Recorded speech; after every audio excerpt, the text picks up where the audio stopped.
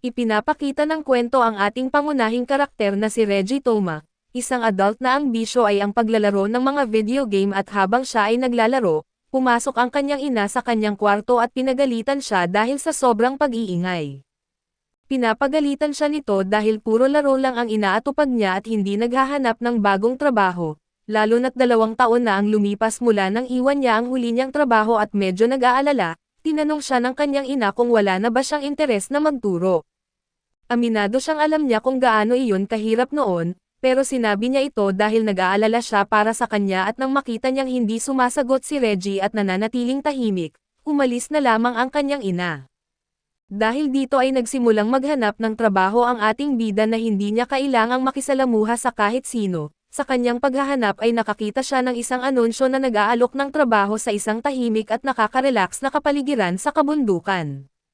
Nasabi ni Ray na iyon na nga mismo ang hinahanap niya at nababasa niya na ang trabahong iyon ay may kasamang kompletong insurance at may mga hot spring, ngunit nang ipagpatuloy niya ang pagbabasa ay nalaman niyang ito pala ay isang trabaho bilang guro sa Shenhui Academy, isang paaralang pambabae. Medyo nadismaya ang bida pero nang makita niyang partikular na naghahanap sila ng mga kandidatong may katangiang makatao at dedikado sa kanilang mga estudyante, nagpasya si Ray na ipadala ang kanyang aplikasyon. Kinabukasan ay makikita siyang dumating sa isang lugar na napapalibutan ng kagubatan, naguguluhan ay tinanong niya ang sarili kung iyon nga ba talaga ang tamang lugar at upang makasiguro, sinubukan niyang tingnan ang mapa na ipinadala sa kanya. Kaso nang buksan niya ito ay may nakita siyang isa pang envelope sa loob, nagtaka siya dahil hindi niya maalala na may ganoon doon at binuksan niya ang kulay kahel na maliit na envelope at mula rito ay may inilabas siyang isang singsing. Isinuot ito ng ating bida at sa kanya sinimulang tingnan ang mapa upang hanapin ang daan. Napansin niya na ayon sa mapa na may daan daw sa tabi ng hintuan malapit sa isang malaking puno ng seresa, pero hindi niya maalala na may nakita siyang ganoon kanina subalit nang itaas niya ang kanyang ulo, parang sa isang himala at biglang lumitaw ang daan at pati na rin ang puno ng seresa. Hindi na pinansin ni Ray ang kakaibang pangyayaring iyon at nagpatuloy siya sa pagpasok sa kagubatan. Pagkaraan ng ilang oras na paglalakad at natagpuan niya ang paaralan at pagpasok niya, binati siya ng isang lalaki ng magandang umaga. Tinanong siya nito na halatang kinakabahan at kung siya ba ang bagong guro at agad na sumagot ang ating bida na oo. Malugod siyang tinanggap ng lalaki sa paaralan at nagpakilala bilang si Satoru at ito ang guro sa matematika at habang inaanyayahan siyang pumasok, sinabi rin ito na narinig niyang siya ang bagong guro sa araling panlipunan. Kinumpirma ito ni Ray at binanggit na nagturo siya ng araling panlipunan sa loob ng 4 na taon sa dati niyang paaralan. Habang naglalakad sila papasok ay napansin ni Ray ang ilang mga lalagyan at sinabi ni Satoru na ang mga iyon ay kakaiba at tanging sa kanilang paaralan lamang matatagpuan. Napaisip si Ray sa sinabi nito pero hindi na siya nagtanong pa at pagdating nila sa silid ng mga guro, sinalubong sila ng isang babaeng may kulay asol na buhok na nagngangalang Yuki Sawe at binati ng guro sa agham ang ating bida, hinawakan ang kanyang kamay habang sinasabing maaari niya itong tawaging Yuki. Ginawa naman iyon ng ating bida kaso lang bigla na lamang lumapit ang babae sa kanyang mukha, hinahaplos ang kanyang pisngi at pagkatapos ay lumayo habang sinasabing may pilikmata raw siya sa mukha, oo sobrang kakaiba at dahil dito ay nalito si Ray. Samantala ay tinanong ni Satoru si Yuki kung angkop ba ang ganoong pag-uugali sa isang taong kakakilala pa lamang nila, humingi ng paumanhin ang guro at ipinaliwanag na napansin lang daw niya ito. Humihingi rin siya ng paumanhin sa naging hindi komportableng sandali at ipinaalam kay Ray na hinihintay na siya ng punong guro sa opisina nito, matapos iwan ang kanyang bag at makikita ang ating bida na nakatayo sa harap ng opisina ng punong guro, halatang kinakabahan. Gayunpaman ay naaalala niya ito bilang isang magalang at simpleng matanda at sa kanyang sarili, sinabi niyang nakapagtataka na siya ang napili para sa trabaho subalit hindi rin siya magdadalawang isip dahil binigyan siya ng pagkakataon, kaya sisikapin niyang matupad ang inaasahan sa kanya. Dahil dito ay kumatok siya sa pinto at pumasok at formal siyang nagpakilala, ngunit nang itaas niya ang kanyang ulo napansin niyang lubos itong naiiba sa anyo ng matandang nakita niya noon, malugod siyang tinanggap sa paaralan.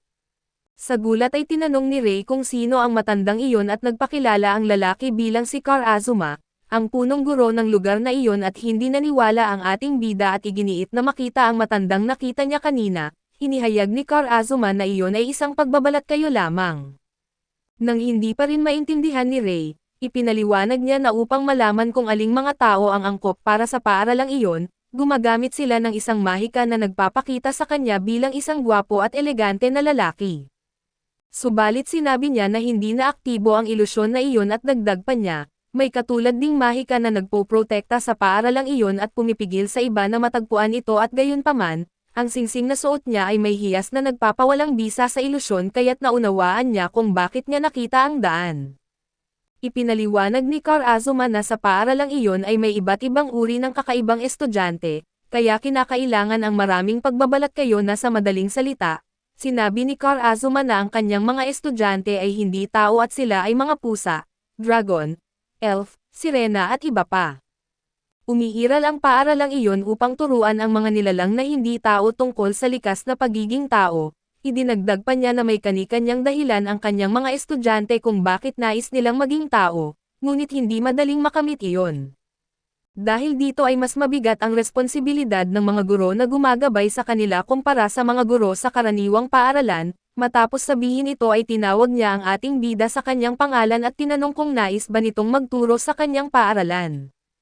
Sandaling nag-alinlangan si Ray ngunit determinado siyang magbago kaya tinanggap niya ang alok. Ipinaliwanag na ang kurikulum ay saklaw ang pangkalahatang edukasyon, halos katulad ng sa isang paaralang pantao. Kasunod nito ay ang likas na pagkatao at pagiging makatao na kung saan natututuhan kung paano makaramdam, mag-isip at kumilos bilang isang tao kaya ang kilos na hindi makatao ay magreresulta sa bawas na puntos, na makikita sa report card.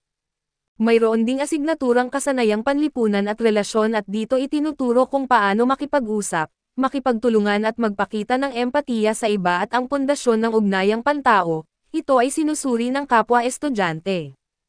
Bawat estudyante ay may sariling garapon na nakalagay sa pasukan, at ang ibang estudyante ay maaaring bumoto upang bigyan sila ng puntos at ang mga klase ay nahahati sa antas na baguhan, intermedya at advanced at tanging ang mga nakatupad sa mga kinakailangan sa pagtatapos ng kurso ang makakapasa o makakapagtapos at tuluyang maging tao. Kinabukasan ay dumating siya sa paaralan para sa kanyang unang araw ng pagtuturo at bago pumasok, inihanda niya ang sarili na magmukhang isang istrikto subalit mabait na guro at pagbukas niya ng pinto, namangha siya nang makita na ang lahat ng estudyante ay mga kalahating tao. Isinantabi niya ito at nagpakilala bilang tagapayo ng advanced na klase at siyang magtuturo sa kanila kung paano maging tao. Bilang huli ay binanggit niyang mahilig siya sa mga video game at sa pantasya at matapos sabihin iyon, tinanong niya kung may mga katanungan sila. Itinaas ng babaeng may kulay kahel na buhok ang kanyang kamay at tinanong siya kung may nobye siya. Sinabi ni Ray na huwag naman siyang saktan sa emosyon sa isang napakakaraniwang tanong, at sinagot niyang malinaw na wala. Dahil dito ay binanggit ng babaeng may rosas na buhok na siguradong may hahabulin siyang isa sa kanila, agad nilinaw ni Ray na hindi siya ganoong klaseng tao at tinanong naman siya ng babaeng may kayumangging buhok kung maaari kaya na magustuhan niya ang isang tulad ni Minazuki. Lalo na't tila hindi siya interesado sa babaeng may rosas na buhok. Dahil sa paulit-ulit na biro, napagod si Ray at hiniling sa kanila na tigilan na ang pagtingin sa kanya bilang isang banta at nangakong wala siyang gagawin at matapos isasantabi ang mga biro, hiniling niya na magpakilala na ang bawat isa. Unang nagpakilala si Natobari at Jan Ida at ang babaeng may kahel na buhok na isang dalawang ulo, at ang kanyang pangarap ay maging tao upang makalikha ng musika at sumunod si Suyusami. Isang babaeng kuneho na nagnanais maging tao upang maibalik ang kabutihang ipinakita sa kanya ng isang tao. Ang pangatlo ay ang babaeng may kulay asol na buhok na si Kyoka Minazuki, isang sirena na gustong maging tao upang makasayaw at huli ay si Isaki Ogami, isang babaeng lobo na ang hangarin ay maging tao upang tapusin ang kanyang hindi ganap na pag-iral bilang isang taong lobo. Matapos marinig ang mga dahilan ng bawat isa na napaisip si Ray, tinanong siya ni Tobari kung natatakot ba siya sa kanila dahil hindi sila tao o kung nasusuklam siya sa kanila at sumagot ang ating bida na hindi kailanman. Dahil bagamat isang malaking sorpresa ang lahat ng ito, tunay siyang masaya at inamin niyang palagi niyang inakala na ang mga kalahating tao ay kathang-isip lamang, kaya natuwa siya nang malaman na totoo pala silang umiiral. Tinanong ni Tobari kung iyon ba ay dahil mahilig siya sa mga video game at pantasya at doon ay sumagot si Ray na sa isang bahagi ay oo. Ngunit higit sa lahat ay dahil ayaw niya sa mga tao at hindi siya magaling makipag-ugnayan sa kanila. Dahil dito ay inakala niyang mas mabuting magturo sa mga estudyanteng hindi tao at nang marinig ito, Nagulat ang lahat at tinanong ni Tebari kung bakit niya kinamumuhian ang mga tao at sumagot si Ray na maraming dahilan. Hiniling ng mga babae na ikwento niya ito dahil ang hangarin nila ay maging tao. Wala siyang nagawa kundi sabihin na ang mga tao ay makasarili at walang pakialam sa iba at sinasamantala nila ang mabubuting tao at para sa kanila, walang silbi ang pagiging tapat. Kahit gaano niya pasubukan na pasayahin ang iba na kapag nagkamali ka kahit kaunti, hindi sila magdadalawang isip na tatapakan ka at dahil dito, nang makita niya kung gaano sila kasabik na sumabak sa mundo ng mga tao ay nalito siya. Pinutol siya ni Tebari at sinabing hindi niya maiwasang humanga sa mga tao. Sumang-ayon si Kyoka at binigyang diin na ang kulturang iyon at ang paraan ng pamumuhay nila, ang kanilang mga hangarin ay bago para sa kanila na mga hindi tao. Habang nagpapatuloy pa siya sa pagsasalita ay sinigawan siya ni Sui na tumahimik na at dagdag pa niya, maraming bagay ang hindi na nila magagawa kapag naging tao sila at sumang-ayon din si Isaki at sinabing totoo iyon, pagkatapos ng lahat ay may sarili ring mga problema ang mundo ng mga hindi tao. Dahil dito idinagdag ni Tebari na masasabi niyang hindi naman ganoon kasama ang mga tao, matapos sabihin iyon ay tinanong niya si Ray kung ano ang opinyon niya, muling pinagtibay ng ating bida ang kanyang pagkamuhi sa mga tao kaso ngayon ay mas nag-alinlangan na siya. Kinagabihan pag-uwi sa bahay ay tinanong ni Ray ang sarili kung ano ba talaga ang ginagawa niya, dahil malamang ay hindi na siya pinagkakatiwalaan matapos mag-iwan ng napakasama na paglalarawan. Kinabukasan matapos ang klase ay nagdiwang ang mga babae dahil oras na ng tanghalian, nagtanong si Kyoka kung ano kaya ang niluto ng ginang sa tirahan at nang marinig ito, tinanong ni Ray kung paano ang pamumuhay sa tirahan. Naiinis si Sui dahil hindi raw maayos ang pagkakatanong niya. Dahil dito ay tinanong ni Ray kung nagkakasundo ba silang lahat sa tirahan at sa malamig na tono, sinabihan siya ni Sui na huwag manghimasok sa kanilang pribadong buhay. Bigla namang tinanong ni Kyoka ang ating bida kung kakain ba siya sa dining hall at kung oo. Nais niya sana itong samahan at nagpasalamat si Ray at itinuring ito bilang isang pagkakataon para mas magkakilala sila, dahil dito ay kinompronte ni Sui si Kyoka dahil sa pagsubok nitong mapalapit sa guro. Tinanong ng babaeng may asol na buhok kung gusto rin ba nitong sumama at sumagot ang babaeng may rosas na buhok na syempre naman, habang nakikita silang nagtatalo ay sinabi ni Ray na kahit mga estudyante niya sila, nakakahiya pa rin na may mga babaeng nag-aaway dahil sa kanya, lalo na para sa kanya mismo. Nang marinig ito ay nilinaw agad ni Sui ang isang bagay at nag-aaway sila para makakuha ng puntos, hindi dahil sa kanya at alam naman iyon ng ating bida pero kahit ganoon ay nasaktan pa rin siya sa sinabi nito, dahil dito ay iminungkahi ni Kyoka na sabay-sabay na lang silang kumain sa dining hall at pumayag si Tebari at gayon din ang iba. Sa sumunod na eksena ay makikita ang ating bida na bumabalik matapos bumili ng kung ano, natuwa siya dahil mukhang hindi naman tuluyang nawala ang tiwala ng mga babae sa kanya at bigla siyang nakarinig ng isang sigaw kaya agad siyang tumakbo para alamin kung ano ang nangyayari. Ngunit sinigawan siya ni Sui na tumahimik. Nang makita niya si Kyoka ay napansin niyang nanginginig ito ng todo, kaya lumapit siya at tinanong kung ano ang problema at ipinaliwanag ng babaeng may asol na buhok na tila nagkamali ang inihain na pagkain sa kanya, binanggit ni Tebari na hindi pwedeng kumain ng kamaboko si Kyoka.